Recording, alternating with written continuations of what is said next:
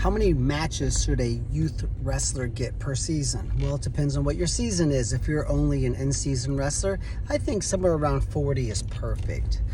50 is okay. Probably more than 50. That's probably 12 a month. It's pretty good, right?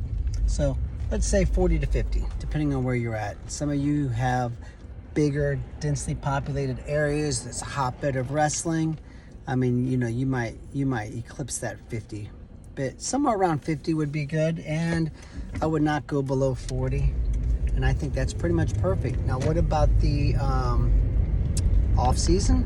If you're wrestling the off season, it's tough to get matches in July and August because wrestling kind of dies down a little bit, maybe even into September.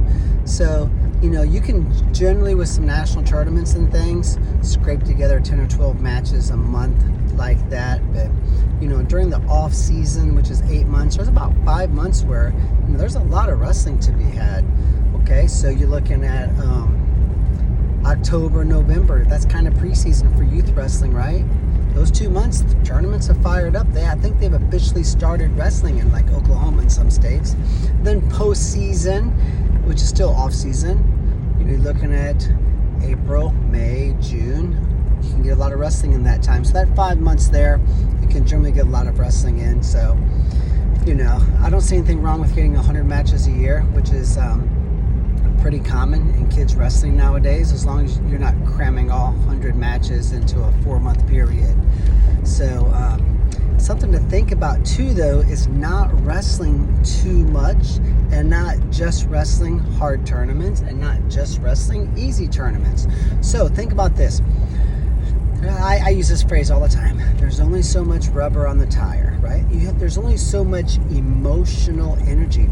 It's emotionally draining to be at a tournament. And if this kid's thrown in the ring every weekend and you're double bracketing and you're going Saturday and Sunday, no, I wouldn't. Take some weekends off. I think it's best to project out and say, okay, here's a target date. This is how we're going to train for that. Let's say it's districts, or maybe it's a big, big out-of-state tournament that's very competitive. It might even be one of the real legitimate national tournaments. And remember, we're talking about kids wrestling here, but the same concept can be true for high school kids in the off-season. Obviously, during season, the high school kids, they're at the mercy of what the coach says they're going to do. So this really is, not necessary for them to even to think about. But postseason wrestling for high school is really no different. So if you're throwing the kid in the ring every weekend, it can be very emotionally draining for the kids, obviously.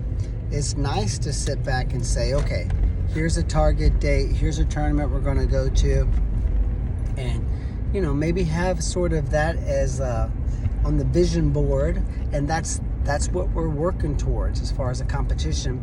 Now, how are we going to train for that?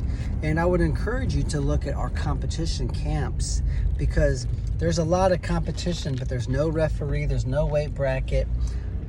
It's just live wrestling with kids from, 12 to 20 different states. We've had as many as 184 kids come in one weekend. So our training center is 26,000 square feet of space in just north of St. Louis. They've come, 3 months in a row, they've come from Alaska and Hawaii just for a weekend of wrestling. And the parents are like, hey, we're sold, man. You know what? We go to these tournaments and we wrestle the same 3 kids and we got 14 hours invested. Now we just go to your competition camp and then we take another easy weekend where there's the same 3 kids. We take that weekend off. We all kind of sleep in and hang out on the weekend as a family, and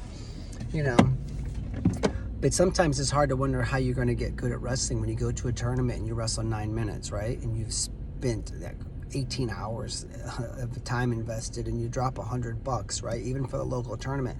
And the out-of-town tournaments, and everything's called national nowadays. So I think going to about 2 or 3 of the real legitimate national tournaments is very valuable, and you should do that.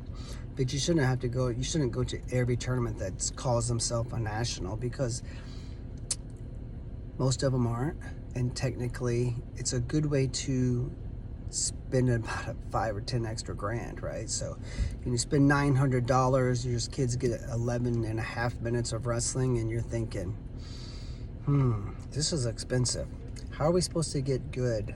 So you skip some of those tournaments, you take those dollars, and maybe you get a home wrestling mat. You build in some weekends off. Maybe you throw 3 or 4 competition camps in there, and then you start to look at that tournament that's 3.5 months out. You start to train specifically for that, and it includes these action-packed training periods, and maybe even our competition camp if you had interest. But it also includes some weekends off and times to rest and recover a little bit. So 50 matches in the off season, 50 matches during season. I think somewhere around there. 90 to 100 matches is probably perfect, but try to avoid throwing them in the ring every weekend, and try to avoid just signing up for every national tournament, because those get to be very expensive. And consider our competition camps as a great way to get 5.5 hours of live wrestling, 4 hours of drill time. So they're going to get about 50 matches worth of live wrestling. Plus it's overnight, they have fun, they're meeting kids from around America. It's a great time. So there's some insight there too, but plus the parents need a chance to relax too, right? Don't you want to take a couple weekends off? And I think that the 12 to 15 hours of time invested for those 8 minutes of wrestling, that's a toll too that's taken on the kids. So building in these times off, I think, is very important, because like I said, they get a chance to rest their emotions a little bit. So do you.